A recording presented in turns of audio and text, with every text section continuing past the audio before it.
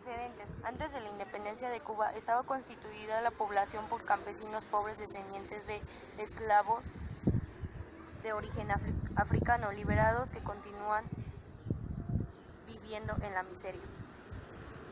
Estados Unidos buscaba una oportunidad para intervenir en la guerra a su favor. Un golpe de estado dirigido por Fulgencio Batista derrocó fácilmente y sin resistencia al presidente electo, Carlos Prio Socorras, del Partido Auténtico, en un marco internacional. Los primeros momentos de la Guerra Fría entre Estados Unidos y la Unión Soviética. El 1 de enero de 1899 Estados Unidos entraba formalmente en posesión de Cuba.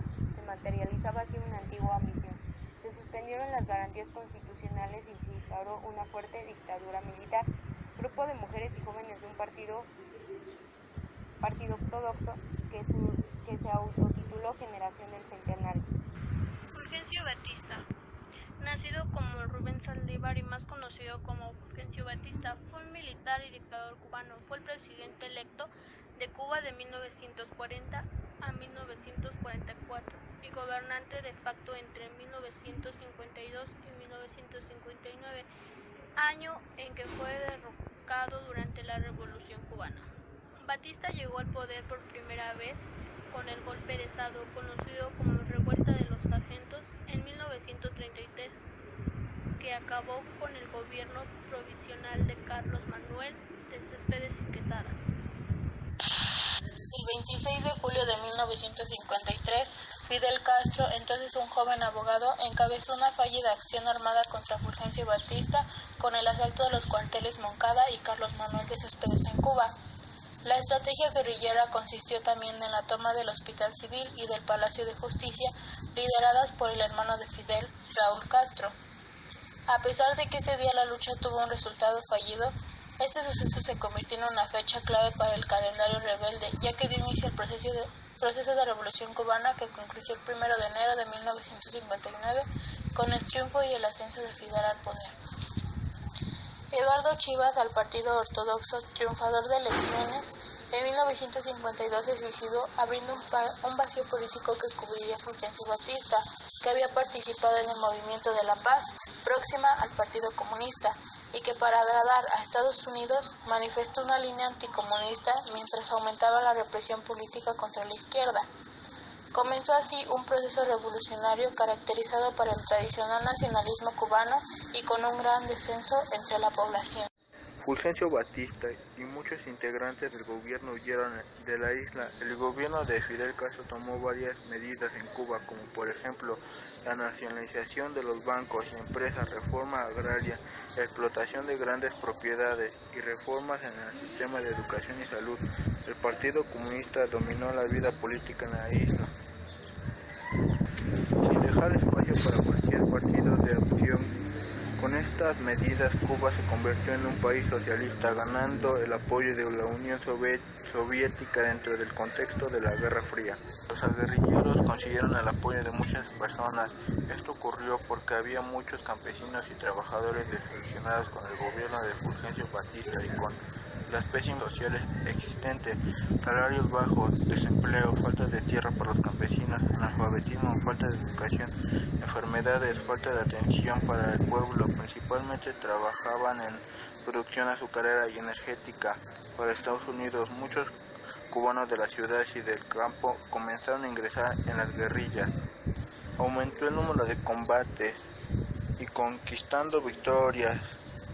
El ejército cubano estaba registrando muchas bajas y el gobierno de Fulgencio Batista sentía el fortalecimiento de la guerrilla tomando del poder y implantación y socialismo. El 1 de enero del año 1959, Fidel Castro y el numeroso grupo de guerrillos tomaron el poder en Cuba.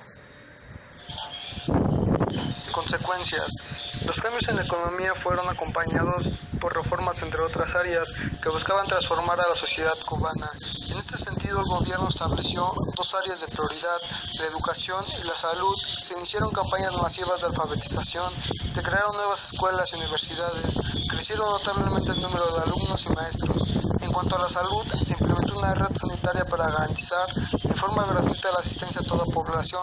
Se crearon nuevos hospitales y clínicas, institutos de investigación médica. Una nueva ley de alquileres le redujo el valor al 50%. Se otorgaron créditos a largo plazo para que los inquilinos pudieran comprar sus casas. Se estableció la gratuidad a todos los servicios, agua, luz, teléfono, etc. Y el establecimiento de una ración de alimentos y vestimenta para cada uno de los cubanos. También se intentó reducir las diferencias La Revolución Cubana da inicio cuando Eduardo Chivas del Partido Ortodoxo, siendo el gran triunfador de las elecciones de 1952, se suicida, abriendo un vacío político que cubriría Fulgencio Batista, quien participó en el Movimiento de la Paz, próximo al Partido Comunista, y que para agradar a Estados Unidos manifestó una línea anticomunista mientras aumentaba la represión política contra la izquierda. En ese contexto, Fidel Castro organizó el 26 de julio de 1953 el asalto al cuartel de Moncada en Santiago de Cuba, la segunda guarnición militar del país, una acción que sería el inicio de la insurrección popular para tumbar la dictadura, pero su fracaso reforzó momentáneamente al régimen.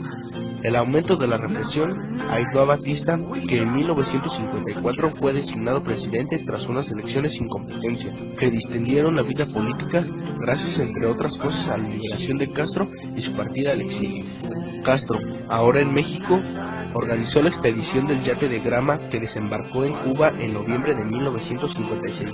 Pese a su derrota inicial, Castro y su movimiento 26 de julio o M26 crearon un foco guerrillero en Sierra Maestra, provincia de Oriente, que sería la base del ejército rebelde. El M26 había surgido de la izquierda del Partido Ortodoxo, con una ideología igualitaria, socializante, nacionalista y antinorteamericana.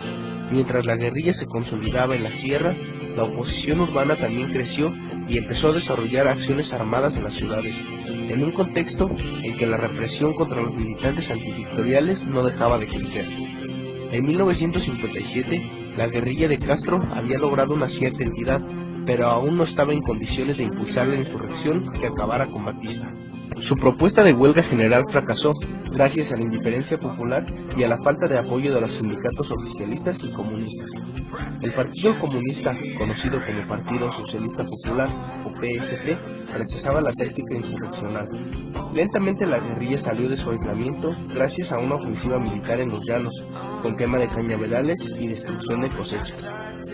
La apertura de dos frentes guerrilleros al mando de Raúl Castro, hermano de Fidel Castro, y Juan Almeida, primer negro en apoyar a Fidel y uno de sus comandantes más populares, más la coordinación de las acciones militares por Camilo Cienfuegos, estratega nato, bondadoso, que veía las necesidades de su pueblo, y Ernesto Che Guevara, un hombre que fue reclutado como médico y se convirtió en un luchador social activo gracias a sus tácticas militares, consolidaron el avance revolucionario, mientras la integración militar del PSP en el M26 aumentaba la agitación urbana. Por su experiencia en la lucha revolucionaria y su mayor protagonismo, los cuadros comunistas ocuparon puestos claves en el M26 y controlaron el ejército rebelde con el aval de Fidel y Raúl Castro.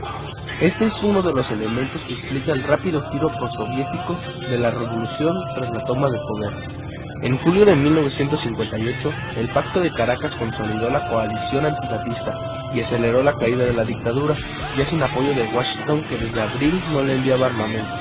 En agosto comenzó la ofensiva final y el 1 de enero de 1959, con el pueblo en la calle enarbolando las banderas de la moralización, el nacionalismo y el antiimperialismo, los seguidores de Castro tomaron La Habana.